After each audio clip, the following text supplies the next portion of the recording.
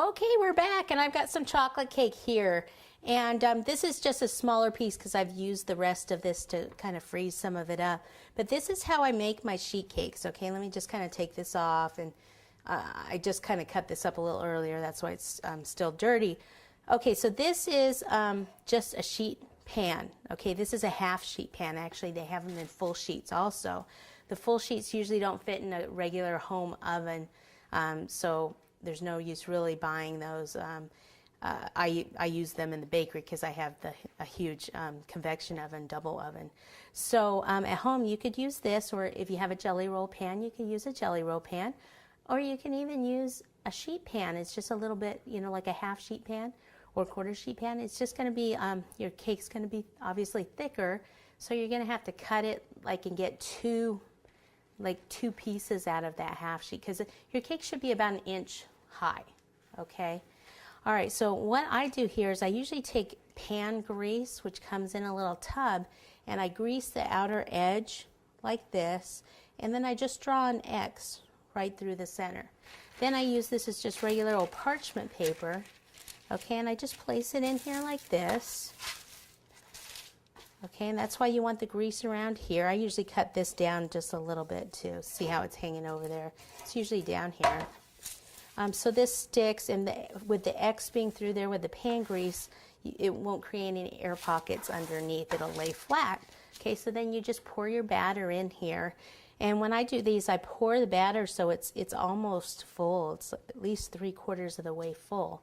And when you do these, you need to make sure that your batter is pretty level when you put it in there.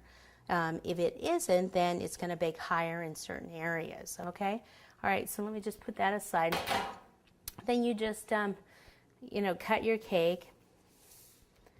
And so I've got it here. And what I like to do is it's still going to go kind of up and down. Like, see how it's a little bit lower in this section, a little bit higher here.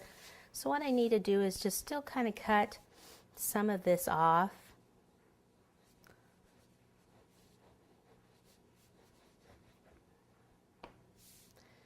You start there, and then I can come all the way across the cake here and get this kind of rougher part, this kind of part off.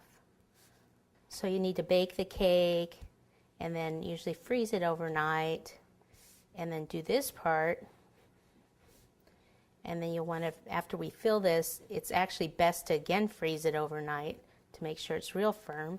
So now you take your knife and you want to cut halfway in here. And cut all the way down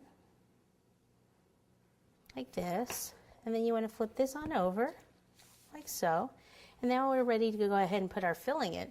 So first I put a layer of the raspberry down.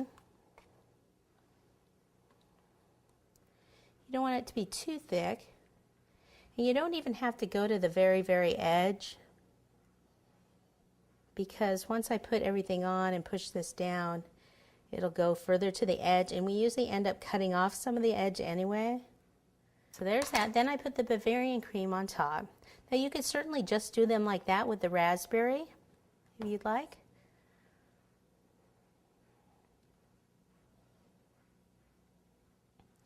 And then you take this piece, pop it back on top. Okay, and you just kind of push down.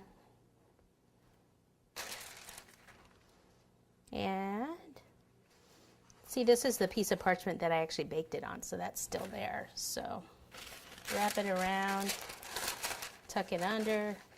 Okay, so it's easier just to move it around on the sheet tray, so then you just go ahead and pop it back in the freezer. Like I said, it's best if you can do it overnight or until it's frozen. Okay, maybe if you do this in the morning, by evening time it would be frozen enough. Okay, so we'll pop this in. I'll clean some of this up, and then we'll move on to the next step.